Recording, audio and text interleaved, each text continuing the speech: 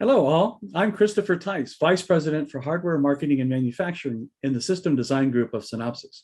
I've spent most of my career creating and building hardware verification platforms across multiple companies, resulting in more than a dozen generations of hardware platforms.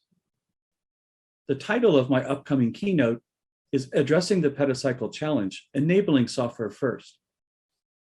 I will take you back to my keynote from 2017 and explain how the prediction for using commercial FPGAs has materialized over the last 4 years.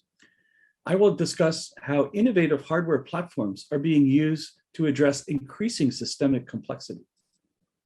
Using these verification hardware platforms, the industry is embracing a software-first approach across segments such as automotive, AI, and 5G to fuel semiconductor innovation in the SysMore era.